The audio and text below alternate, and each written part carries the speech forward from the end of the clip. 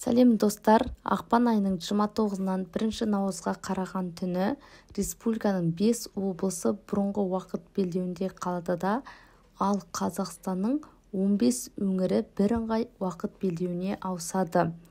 Осылайша бүкіл республикада уақыт теңеседі. Бірыңғай уақыт ол не үшін қажет?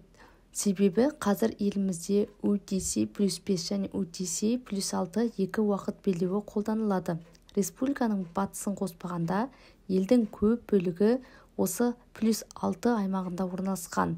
Ал ғалымдардың сөзіне сенсек, осы +6 уақыт белдеуі табиғи күн уақытына сәйкес келмейді. Адам денсаулығы үшін күн сәулесіне, яғни табиғи уақытқа барынша жақын тұрақты уақыт белдеуін қолданған дұрыс. Ал осы кезде сіздердің телефондағы сағаттарыңыз автоматты түрде ауысу үшін настройкасын жөндеп қою қажет. Ол үшін iPhone болсын, Android болсын, настройкаға кіреміз. Менде iPhone, основныйға кіремін, дата и время деп таңдаймыз да, автоматты түрде ауысу тетігін басып қоямыз.